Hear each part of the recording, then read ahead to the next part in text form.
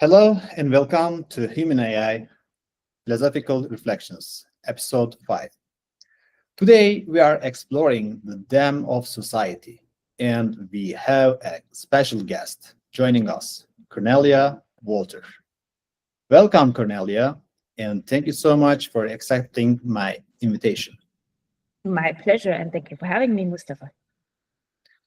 Let me briefly introduce Cornelia.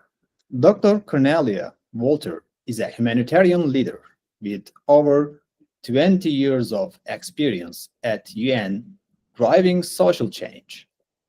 Now a fellow at University of Pennsylvania, Wharton, she pioneers research on hybrid intelligence and prosocial AI through the Global Pause Alliance, working to build agency amid AI for all. Cornelia is also collaborating with the Sun Planetary Health Center in Malaysia on prosocial AI. She contributes to Forbes and Psychology Today. Some of her recent books include Artificial Intelligence for Inspired Action, The Technology We Need for the World We Want, Human Leadership for Human Technology, the New AI, Agency Ignited, and Handbook of Quality of Life and Social Change, Individual and Collective Paths. As you know from our video podcast series, I believe that every crisis also brings an opportunity. In my view, AI has triggered two fundamental crises, and with them, two historic opportunities. The first crisis is existential. For the first time in history, a technology threatens human uniqueness as beings of logos. Yet humanity can overcome this crisis by embracing another dimension of its uniqueness, ethics. In doing so, we not only preserve our distinctiveness, but also pave the way toward genuinely responsible AI governance. That is a historic opportunity. At this stage, raising public awareness and transforming responsible AI into a societal demand become essential. The second crisis emerges as we move closer to responsible AI. The AI mirror begins to reflect humanity back to itself. We then realize that the real issue is not just AI or technology, but the inequalities, biases, injustices that we humans have long produced. This confrontation becomes an opportunity to better recognize and address our real-world problems. In the first two episodes, we explored these dams to establish the foundation of the podcast series. Building on that framework, we then examined AI's impact on individuals and on children. This episode, we turn its societal effects. So let's hear from the expert. Does AI also create crises and opportunities for society? Cornelia, let me begin with a few key questions. What are the risks posed by AI specifically for society? I think there are various risks, and two things that are important to keep in mind is right now there are four issues that usually fall between the crack of the most dominant AI discourse, which I refer to as the ABCD of AI challenges, which is at the individual level, in particular, agency decay. So the transition from experimenting with AI towards integrating AI, and we're now very quickly approaching the stage of relying on AI and maybe in a not too far a future, full-blown addiction. Because it's important to remember also that you and I, and probably most of your listeners, were born into an era where AI was not at our fingertips, in particular generative AI, which means that our brains had to evolve against friction. And the brain being a muscle, you use it or you lose it. Now, the next generation will not have that. So what kind of responsibility does that leave with us as the last pre-gen generation? On the second part, the B, bond erosion. AI companionship is becoming ever more frequent. And in a not too far off future, those generative AI companions might be embodied in beautifully looking robots. Now, if you can have an AI companion that looks the way you want, talks the way you want, and tells you always what you want to hear, is always available, friendly, and patient, why would you bother with another human being that is just as quirky and cumbersome as you are yourself? C, climate conundrum. AI has gigantic implications when it comes to the environment. Right now, we have a very rudimentary understanding of the actual energy costs. Yes, there are some publications by Google and others that say that one prompt is not more than 9 seconds on Netflix. But what about the training of the foundational models? What about the land use of the data centers? What about the water implications for cooling the data centers? So there are a lot of uncomfortable questions that tend to not being asked. And finally, the D of divided society. Whilst we are very excited about AI, it's important to keep in mind that there are millions of people using generative AI, and that's great, but there are billions of people who are still struggling to have enough to eat, clean water, electricity, leave alone access to AI. So I think it's this ABCD of underappreciated AI issues that is very, very important to keep in mind.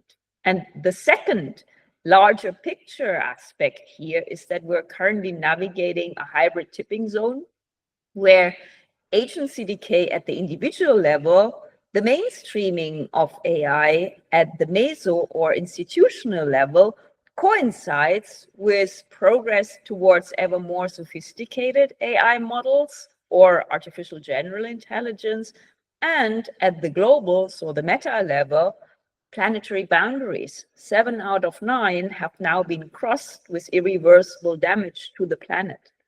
So that leaves us with a narrowing window of opportunity to actually come up with what I refer to as pro-social AI. So AI systems that are tailor trained, tested, and targeted to bring out the best in and for people and planet.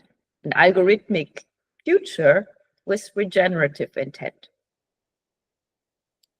Okay, thank you.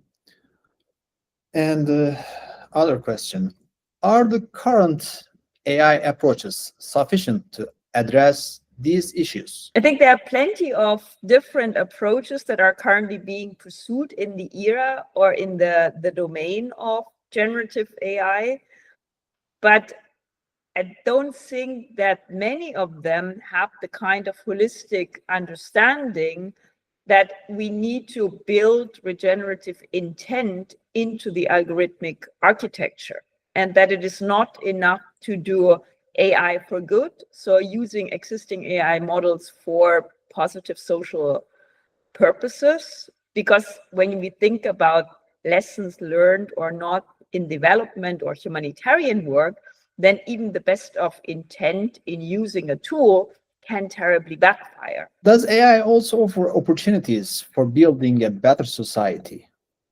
What do you think? Definitively. I mean, you can pick something from nearly every domain. When you think about education, then the possibility to have an AI tutor that is personalized at your fingertips, and the theoretical, at least, possibility to have this kind of tutor for every single child and lifelong learner for for free, basically, or for very low costs, is a gigantic possibility. The question is, what are those tutors?